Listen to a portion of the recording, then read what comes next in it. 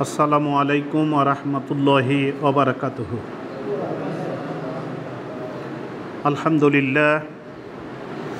আলহামদুলিল্লাহি কাফা ওয়া সালামুন আলা ইবাদিহিল্লাযিনা ইসতাফা। আম্মা বাদ। এই লাইট টেনে দেবা। ফাকাদ ক্বালা আল্লাহু তাআলা ফি কালামিহিল মাজিদ ওয়াল ফুরকানিহিল হামিদ। আউযু বিল্লাহি মিনাশ শাইতানির রাজিম। বিসমিল্লাহির রহমানির রহিম। রব্বানা ইন্নানা সামি'না মুনাদিয়া ইউনাদিউ লিল ঈমানি আন আমিনু বিরাব্বিকুম ফাআমান্না। রব্বানা ফাগফির লানা যুনুবানা ওয়া কাফির আন্না সাইয়্যাতিনা ওয়া তাওয়াফফানা মা'আল আবরার। রব্বানা ওয়া আতিনা মা ওয়া'আদতানা আলা রাসূলিকা ওয়া লা তুখজিনা ইয়াওমাল কিয়ামাতি ইন্নাকা লা তুখলিফুল মিয়াদ। ফাস্তাজাবা লাহুম রাব্বুহুম আন্নী লা উদিউ আমালা আমিলিন মিনকুম মিন যাকারিন আও উনসা বা'দুকুম মিন বা'দিন ফাল্লাযীনা হাজারু ওয়া উখরিজু মিন দিয়ারিহিম ওয়া উজু ফি সাবিলিহি ওয়া কাতালু ওয়া কুতিলু লা উকাফিরান্না আনহুম সাইয়্যাতিহিম ওয়া লা উদখিলান্নাহুম জান্নাতিন তাজরি মিন তাহতিহাল আনহার সাওয়াবাম মিন ইনদিল্লাহি আল্লাহু ইনদাহু হুসনুস সাওয়াব। সাদাকাল্লাহুল মাওলানাল আযীম ওয়া সাদাকা রাসূলুহুন নবীল কারীম। পবিত্র জুমার দিন সালাতুল জুমা আদায় করার জন্য আল্লাহর ঘর মসজিদে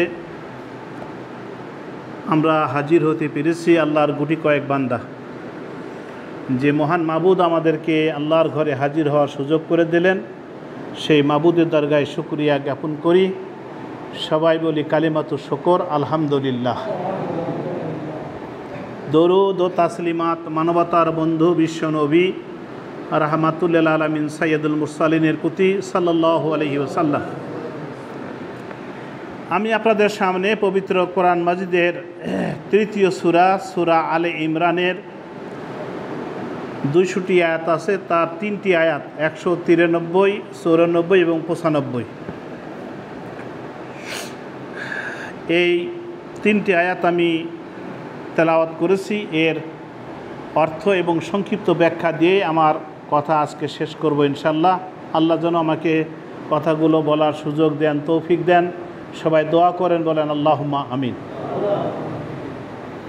আল্লাহ বলতেছেন এখানে 2 ধরনের কথা। একটা বান্দার একটা আকুতি, বান্দার দরখাস্ত একটা পেশ করতেছে, মনের বেদনা পেশ করতেছে আল্লাহর কাছে। বলেন সুবহানাল্লাহ।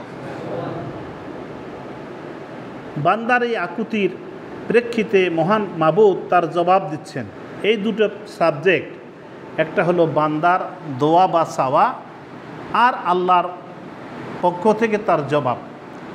এই দুটো বিষয়ে এই 3টি আয়াতে কথা বলা হয়েছে। 193 আর 94 এই 2 আয়াতে বান্দা আল্লাহর কাছে আরজি পেশ করেছেন, আর 95 নম্বর আয়াতে আল্লাহ তার জবাব দিয়েছেন। আরেকবার বলেন আলহামদুলিল্লাহ।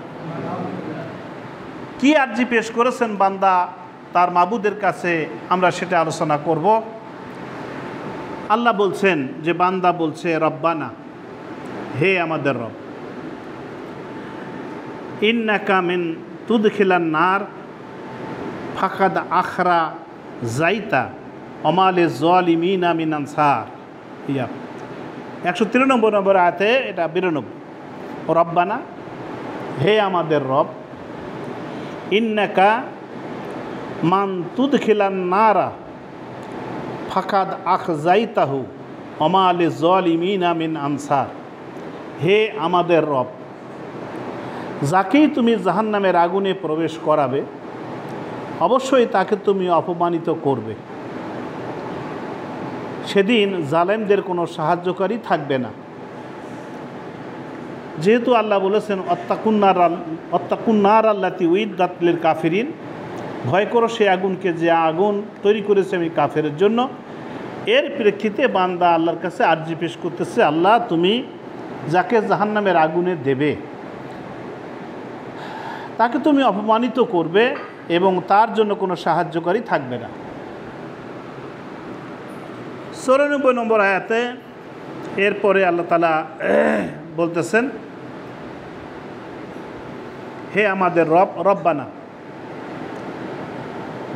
ইন্নানা সামিনা মুনাদে ইউনাদু লিল ঈমানে আন আমিনু বিরাব্বিকুম ফাআমান্না। হে আমাদের রব, আমরা শুনতে পেয়েছি একজন আহ্বানকারী, এই আহ্বানকারী হলো নবী ও রাসূল।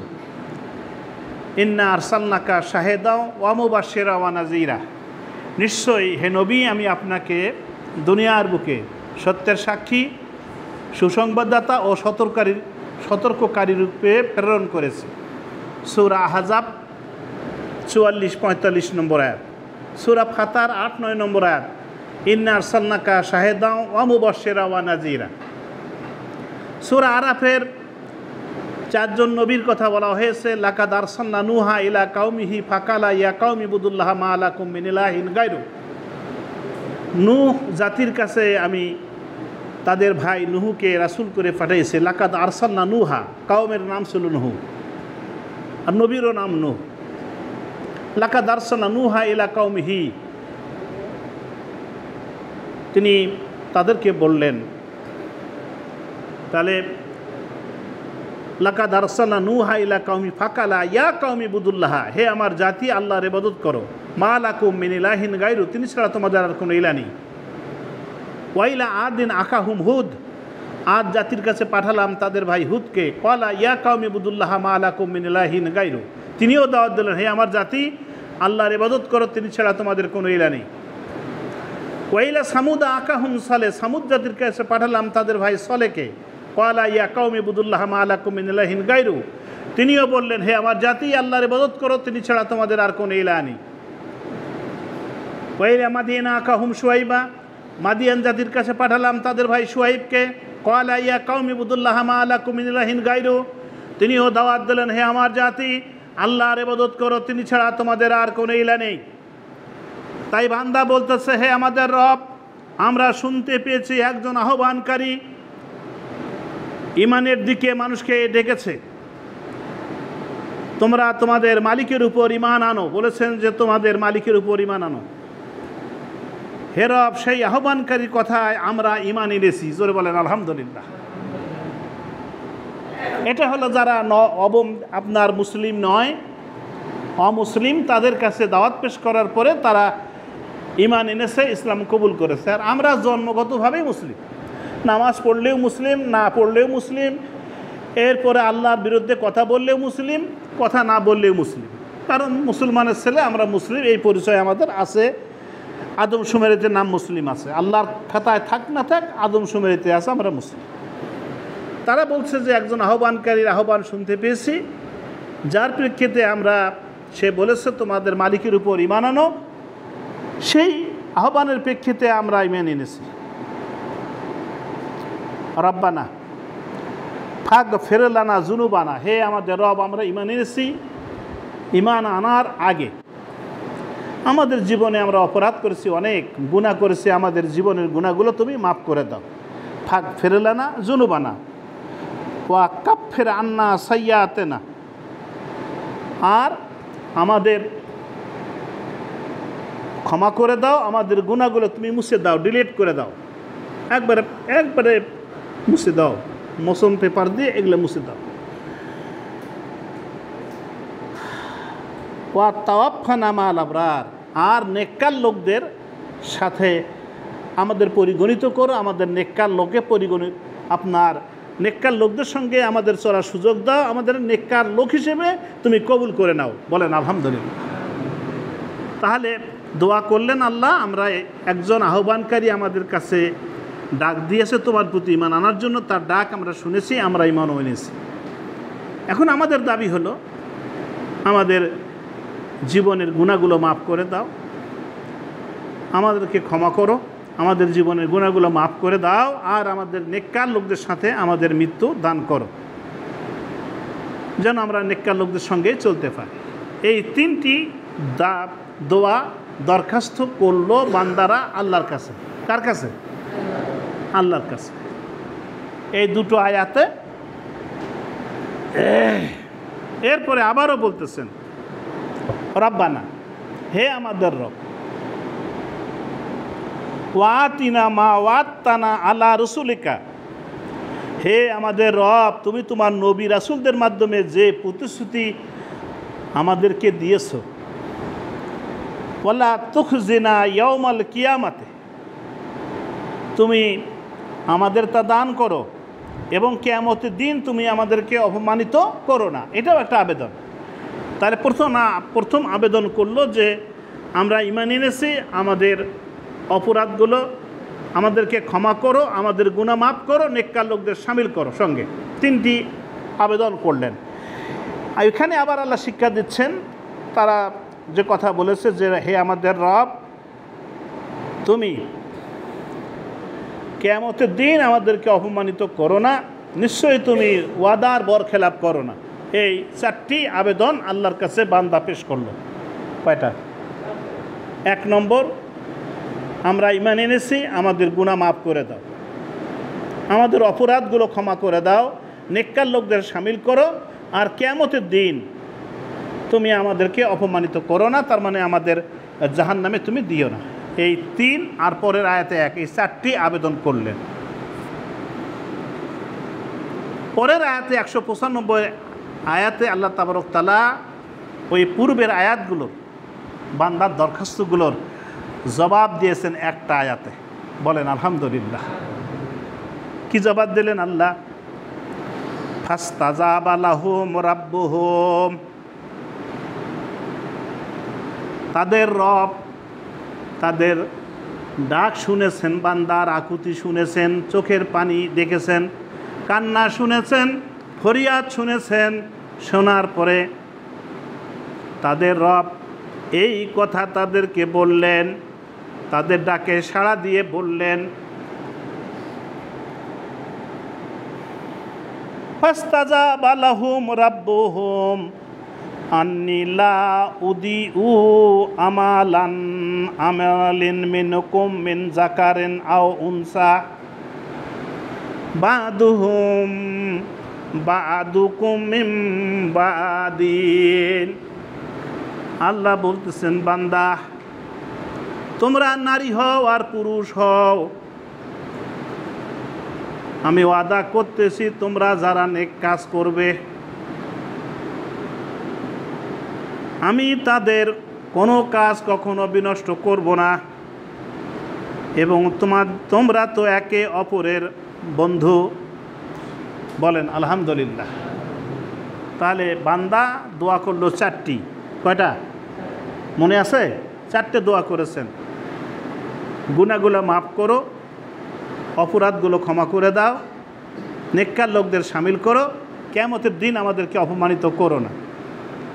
অ্যান্সার দিচ্ছেন, জবাব দিচ্ছেন আল্লাহ তাআলা। 1 নম্বর বললেন, 6টা জবাব দিয়েছেন আল্লাহ। 1 নাম্বার, তোমরা নারী আর পুরুষ যাই হও না কেন, যদি তোমরা আমার উপর ঈমান এনে থাকো আমি তোমাদের আমলগুলো নষ্ট করব না। বলেন আলহামদুলিল্লাহ। আরও জোরে বলেন। সূরা ফুরকানে ৭৪ নম্বর আয়াতে আল্লাহ তাআলা বলছেন, বাদ্দালাল্লাহু আলা সাইয়্যাতিহিম হাসানা। সমাজের বুকে একদল মানুষ যেমন পুরাতন জিনিস নিয়ে লোহার ওজনে লবণ দেয়, আমিও আল্লাহ তেমনি হাসরের ময়দানে তোমাদের গুনাহ যত আছে সমপরিমাণ নেকি দিয়ে দেব। আলহামদুলিল্লাহ। সেদিন একটা হাদিস দেখলাম, বুখারী শরীফের হাদিসটা, কিন্তু আমি কলম ছিল না, নাম্বারটা নোট করতে পারিনি। হাসরের ময়দানে আল্লাহ তাবারক তাআলা যখন বিচার করবেন, তখন বান্দার কবিরা গুনাহগুলা, বড় বড় গুনাহগুলোকে আল্লাহ তাআলা আলাদা করবেন, ফেরেশতাদেরকে বলবেন যে বড় বড় গুনাহগুলো আলাদা করো। আমরা মাছ যখন মারি ভাগ করি তখন ভালো ভালো মাছগুলো যেমন একদিকে করি, পটল বেগুন এগুলোর মধ্যে ভালোগুলো বাছাই করি, খারাপগুলো একদিক করি। এরকম আল্লাহ তাবারক তাআলা হাসর ময়দানে যখন ইন্ডিভিজুয়ালি সাক্ষাৎ করার সুযোগ দেবেন বান্দাকে, প্রত্যেক বান্দার সঙ্গে সাক্ষাৎ করবেন, তখন তার এই বড় গুনাহগুলো কবিরা গুনাহগুলোকে আলাদা করে রাখা হবে, আর সগীরাগুলো তার সামনে পেশ করা হবে। আল্লাহ বলবেন দেখ এই গুনাহগুলো তুই করেছিস। বলছে হ্যাঁ আল্লাহ করেছি। তো আল্লাহ বলবেন আমি তোর এই গুনাহগুলো মাফ করে দিয়েছি। বলেন আলহামদুলিল্লাহ। তো বান্দাটা তখন বেজার হবে না খুশি হবে? বান্দা তখন খুশি হয়ে বলবে আল্লাহ মাফ যখন করেছো, আমিও গুনাহ করেছি, তুমি গুনাহ মাফ করেছো, তাহলে আজকে তুমি আবার সেই গুনাহগুলো আমাকে দেখাচ্ছ কেন? বলে দেখালাম এ কারণে তুই যাতে অস্বীকার না করিস, বলতে না পারিস আমার কোনো অপরাধ ছিল না, আমি কোনো গুনাহ করিনি, আমি রব মানুষের অন্তরের খবর জানি, তুই গুনাহ করেছিস, মাপও আমি করেছি, তোকে শুধু দেখালাম এই গুনাহগুলো করেছিস, মাপ করেছি। আল্লাহ বলবেন তুই খুশি না বেজার? বলবে আল্লাহ খুশি। তখন আল্লাহ বলবেন, সবাই বলেন সুবহানাল্লাহ সুবহানাল্লাহ। তখন আল্লাহ বলবেন তোর জন্য আরও একটা খুশি আছে। বলবেন আল্লাহ কি? আল্লাহ বলবেন যতগুলো গুনাহ করেছিস এই যেগুলো দেখালাম এই গুনার সমপরিমাণ নেকি আমি তোকে দান করব। বাদাল্লাহু আলা সাইয়াতিহিম হাসানা। আল্লাহু আকবার বলেন। কথা তো এখানে শেষ হওয়ার কথা। আল্লাহ গুনাহ দেখালেন, বললেন গুনাহগুলো মাফ করেছি, এই গুনার সমপরিমাণ নেকি তোকে দিলাম। তখন এই বান্দা বলবে রাব্বুল আলামিন। আল্লাহ বলবেন কি বলবে বলো? রাব্বুল আলামিন আমার আরো গুনাহ আছে। সুবহানাল্লাহ বলবেন না? বলবে আল্লাহ আমার গুনাহ আছে, আরো বড় বড় গুনাহ আছে। আমি জিনা করেছি, খুন করেছি, সুদ খেয়েছি, পিতামাতার অবাধ্যতা করেছি, শিরক করেছি, এরকম বিভিন্ন বড় বড় গুনাহ আছে, 12টা কবিরা গুনাহ। এই গুনাহগুলোও আমি করেছি, সেগুলো তো এখানে নাই, সেই গুনাহগুলো কোথায় দেখাও? আল্লাহ তখন কবিরা গুনাহগুলো এর যে আলাদা একটা ফাইল আছে সেই ফাইলটা ওকে দেখাবেন যে এই যে তোর কবিরা গুনাহ, এগুলো বড় বড় গুনাহ তুই করেছিস। আল্লাহ বলবেন তোর গুনাহ তো আমি ঢাকি রাখছি, সগীরা গুনাহ তোকে দেখালাম, কবিরা গুনাহ তো ঢাকি রাখছি, তো দেখতেছিস কেন? কথা আমার বুঝে যাচ্ছে? তোর গুনাহটা আমি ঢাকি রাখছি, তুই দেখতেছিস কেন? তাই আল্লাহ আমি দেখতে চাই এই কারণে সগীরা গুনাহ দেখার পরে যেমন সমপরিমাণ নেকি দিয়েছো, তোমার তো ভান্ডারে কোনো কমতি নাই, তেমনি আমার কবিরা গুনাহগুলোকে আমি দেখলাম, দেখার পরে তুমি লুকিয়ে রেখেছো, এই গুনার পরিমাণও তুমি নেকি আমাকে দান করো। আল্লাহ বলবেন যা আমি এই কবিরা গুনার বদলাও তোমাকে নেকি দান করলাম। আলহামদুলিল্লাহ। তাই আল্লাহ বলেন হে আমাদের রব, তুমি তোমার নবী আল্লাহ বলে দিলেন নারী নর আর নারী যারা ঈমান এনেছো, আমি তোমাদের কাজে কোনো আমল আমি নষ্ট করব না, এবং তোমরা একে অপরের মতো। এবার আল্লাহ বলতেছেন শোনো, আমার বান্দারা যারা আমার পথে চলতে গিয়ে এগুলো এই কাজ 5টা করেছো, এই 5টা কাজ যারা করেছো তাদের জন্য একটা খোঁজখবর আমি দিচ্ছি, শুনে নাও। বলেন আলহামদুলিল্লাহ। যারা আমার পথে চলতে গিয়ে, ইসলামের পথে চলতে গিয়ে বাতিলের টার্গেট হয়ে বাতিলেরা তাকে দেশ থেকে বের করে দিয়েছিল। এই সরকারের আমলে অনেক জামাত বিএনপি এরকম অনেক নেতা নেত্রী তারা বিদেশে আসতে পারে না, দেশ থেকে বিতাড়িত, এরা মাইগ্রেট, এরা হিজরাত, আল্লাহ বলেন, শোনো, যারা 5টা পরিস্থিতির শিকার হয়েছ। 1 নম্বর, যারা হিজরাত করেছ। 2 নম্বর, আমার পথে যারা নির্যাতিত হয়েছ, লাঞ্ছনার শিকার হয়েছ, মামলা খেয়েছ, পুলিশ তোমাকে হয়রানি করেছে, বাড়িতে থাকতে দেয় নাই, বাজারে গেছো সেখানে ফলো করে, বিভিন্ন জায়গায় পুলিশের সোর্স, বাজারে পুলিশের সোর্স, কিছু দলীয় সামসা মোবাইল নিয়ে থাকে, মোবাইল সবার কাছে, আলো বাড়িতে ধরো। তরফসাদির মাওলানা মুজিবুর রহমান সাহেব কতদিন বাড়ির বাহিরে ছিলেন, আসতে পারে নাই। নিজের স্ত্রী মারা গেল, জানাজায় পর্যন্ত শরীক হতে পারে নাই। এটা খুশির খবর না ব্যথার? জোরে বলেন। ব্যথার। নিজের স্ত্রী চলে গেল, আসতে পারে নাই। অনেকের বাবা মারা গেছে, আসতে পারে নাই। ভাই মারা গেছে, আসতে পারে নাই।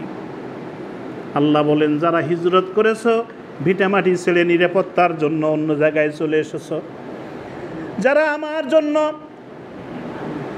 জন্মভূমি থেকে বের হয়েছ, যারা আমার জন্য নির্যাতিত হয়েছ, যাদেরকে মামলা দেওয়া হয়েছে, হামলা দেওয়া হয়েছে, যাদের বাড়িঘর লুট করা হয়েছে, অগ্নিসংযোগ করা হয়েছে, দোকান দখল করে নেওয়া হয়েছে, জমি দখল করে নেওয়া হয়েছে, যারা ব্যবসা করতো বাজারে যেতে পারে না, চায়ের দোকান করতো, ওইটা চা খায় আর টাকা দেয় না, নির্যাতিত তারা, মজলুম, যারা আমার জন্য লড়াই করেছ, আমার জন্য যারা জীবন দিয়েছ, অবশ্যই আমি তাদের গুনাহগুলো মাফ করে দেব। যারা বলেন আলহামদুলিল্লাহ। দেখেন আল্লাহ কত ইনসাফকারী। বলছেন 1 নম্বর, যারা দেশে থাকতে পারো নাই, দেশ থেকে বাইরে চলে গেছো, জন্মভূমি ত্যাগ করে বাইরে চলে গেছো, হিজরত করেছো, যাদেরকে নিজের জন্মভূমি থেকে বের করে দেওয়া হয়েছে, আমার পথে নির্যাতিত হয়েছে, আমার পথে লড়াই করেছে এবং আমার পথে জীবন দিয়েছে। এই 5টা কাজ যারা করেছে, অবশ্যই আমি তাদের জীবনের গুনাহগুলো মাফ করে দেব। আলহামদুলিল্লাহ। জোরে বলেন। তাহলে জীবন দেওয়া মানে শহীদ হওয়া, আল্লাহ তার গুনাহ মাফ করবেন। যারা লড়াই করবে তাদের গুনাহ আল্লাহ মাফ করবেন। যারা নির্যাতিত হয়েছে, জেল খেটেছে, আল্লাহ তাদের গুনাহ মাফ করবেন।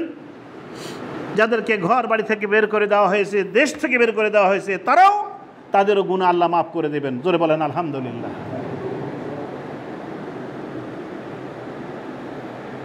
এবং আমি তাদের জান্নাতে প্রবেশ করাবো। এ হচ্ছে আল্লাহ তাআলার পক্ষ থেকে পুরস্কার। আর যাবতীয় উত্তম পুরস্কার তো আল্লাহ তাআলার কাছে রয়েছে। আমার ভাইয়েরা,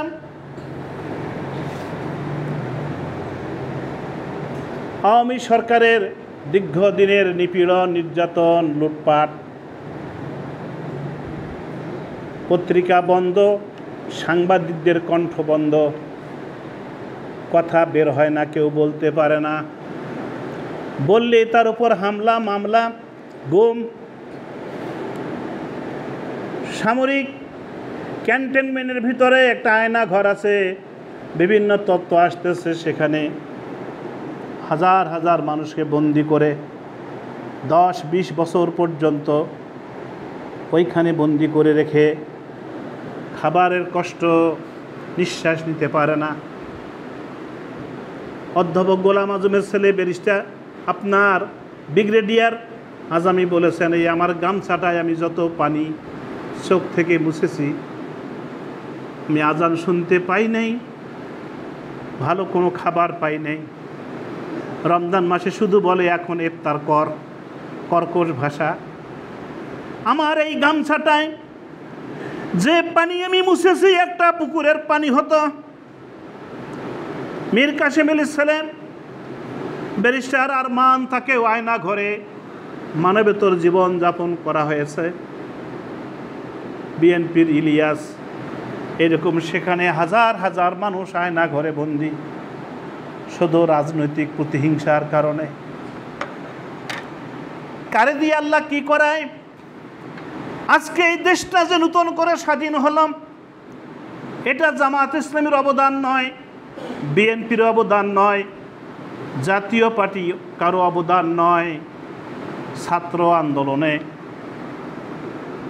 কোটা বৈষম্য আন্দোলনের যারা শরিক হয়েছে ওই ছাত্ররা জীবন দিয়েছে, পাখির মতো গুলি করে তাদের মারা হয়েছে। গত সোমবারে আমাদের মাদ্রাসায় একটা কর্মী সমাবেশ ছিল, সেখানে ঢাকায় আমাদের গোপালপুরের ছেলে ইসলামী ব্যাংকের একজন সিনিয়র অফিসার শাহিনুর নাম, উনিও আসছিলেন এখানে। আমাদের ওখানে গিয়ে কথা বললেন কিছু কয়েক মিনিট, বললেন অফিস থেকে যখন বের হয়েছি দেখি 3টা লাশ, বিশাল দূরে গিয়ে একটা মোড়, সেখানে দেখি 7টা লাশ পড়ে আছে। আর রিক্সা ভ্যানে করে কত যে হাসপাতালে নিয়ে যাওয়া হচ্ছে, সামনের মোড়ে এসে দেখি 20টা লাশ পড়ে আছে। আমি আর পারি নাই, মাথা ঘুরে গেল, আমি মাটিতে পড়লাম। পরে অনেকক্ষণ রেস্ট নেওয়ার পর বাসায় গিয়েছি, দেখতে পারি নাই। আমার ভাইয়েরা, 366 জনের কথা বলা হলো। একটা এনজিও তথ্য কালেকশন করে 570 জনের কথা বলেছে।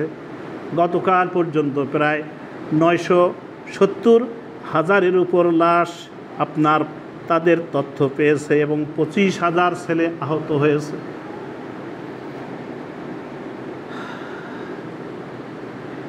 ইয়াসমিন নামের এক তরুণীকে পুলিশ ধর্ষণ করেছিল দিনাজপুরের 10 মাইলে। ওখানে 10 মাইলে পশ্চিম পাশে ইয়াসমিন ফলক আছে, ওর ছবিসহ ফলকটা দেখবেন। এই আন্দোলনে বিএনপির আপনার তাদেরকে গড়ি ছাড়তে হলো। একটা লোক মেরেছিল ছেলে, ছাত্র নূর হোসেন এরশাদ সাহেব, তাকে গদি ছাড়তে হয়েছে। এতগুলো প্রাণ নেওয়ার পরেও এই সরকার গদি ছাড়ে নাই, সামরিক বাহিনী তাকে ছাড়তে বাধ্য করেছে। আজকে 1000 মায়ের বুক খালি, 25,000 ছাত্র যারা মেধাবী মুখ, তারা আজকে আহত, তারাই নিহত। আমার ভাইয়েরা, এই ছাত্রগুলো এই দেশের বুকে আমাদের সন্তান, আমাদের সম্পদ। তারা যে জীবন দিয়েছে, তারা যে আহত হয়েছে, এদের পাশে দাঁড়াটা আমাদের নৈতিক কর্তব্য। কি বলেন আপনারা? নৈতিক দায়িত্ব নয়, আমাদের কর্তব্য নয়? আমিরে জামাত ডাক্তার শফিকুর রহমান সাহেব একজন বৃদ্ধ মানুষ, দেশের এক প্রান্ত থেকে আর এক প্রান্তে। কালকে উনি বরিশাল, আবার সিলেটে, আবার কুমিল্লায় বন্যার পানিতে ডুবতেছেন, এক গালা পানিতে নেমে ত্রাণ বিতরণ করতেছেন। আল্লাহ তার হায়াত দারাজ করুক। এত কর্মঠ মানুষ আমাদের জামাত ইসলামীর ইতিহাসে এরকম আপনার এত কর্মঠ মানুষ, এত মানবদরদী মানুষ আমরা দেখি নাই। পীরগঞ্জে এসেছিলাম, আবু সাইদের বাড়িতে 6 লক্ষ টাকা দিয়েছে। একটা বাড়ি নির্মাণ করার কথা বলেছে, সারা জীবন তাদের পাশে থাকবে বলেছে। আরও সবাই টাকা দিয়েছে। উনি ঘোষণা দিয়েছেন যতগুলো লোক মারা গেছে ছেলেগুলো প্রত্যেকের হাতে কমপক্ষে 1 লক্ষ টাকা করে দেওয়া হবে। জোরে বলেন আলহামদুলিল্লাহ। তাহলে 1 লক্ষ করে হলে 10 কোটি, এবং প্রত্যেক আহত 25,000 লোক আহত হয়েছে, তাদেরকে আমরা সাহায্য করব। সাংবাদিকেরা বলেছেন এত টাকা আপনি পাবেন কোথায়, আপনি তো সরকার নন। বলছেন এদেশের ইসলামী আন্দোলন যারা করে তাদের পকেটগুলো আমাদের ব্যাংক। বলেন আলহামদুলিল্লাহ। এদেশের লাখো লাখো কোটি কোটি মুসল্লি যারা ইসলাম ভালোবাসে, আল্লাহর দিনকে ভালোবাসে, ন্যায়কে ভালোবাসে, তারা আমাদের ব্যাংক, তাদের পকেট থেকে টাকা আমাদের কাছে আসবে। আমরা জনগণের টাকা আদায় করে তাদের হাতে তুলে দেব, তাদের পাশে দাঁড়াবো। আমার ভাইয়েরা, আমরা উদ্যোগ নিয়েছি, এর আগেও বিভিন্নভাবে আমরা সহযোগিতা করার চেষ্টা করেছি, ফিলিস্তিনের জন্য সাহায্য করেছি। আমরা এক তরফসাদী মৌজা থেকে 29,000 টাকা কালেকশন করেছে। এরপরে মিলনপুর মসজিদের ওই পূর্বপাড়া মসজিদ থেকে আমাদের 13,000 টাকা ফিলিস্তিনের জন্য দুইবারে কালেকশন করেছে। আমি আপনাদের কাছে উদাত্ত আহ্বান জানাচ্ছি, আগামী জুমায় আপনাদের কাছ থেকে কিছু কালেকশন করা হবে। আপনার ছেলে যদি অসুস্থ হয়, আপনার ভাই যদি হয়, তাহলে কি করবেন?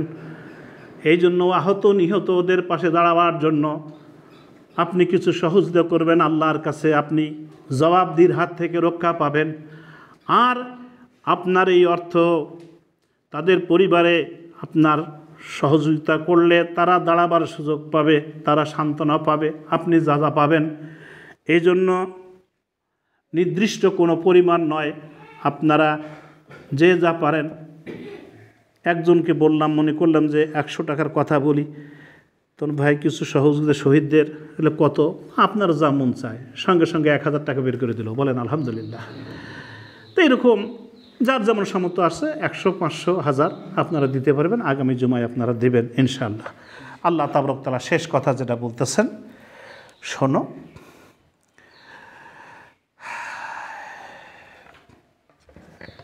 আমি তাদেরকে জান্নাত দেব, আর এর সাথেও আর জান্নাতে আরও পুরস্কার আমার হাতে আছে, বলেন আলহামদুলিল্লাহ।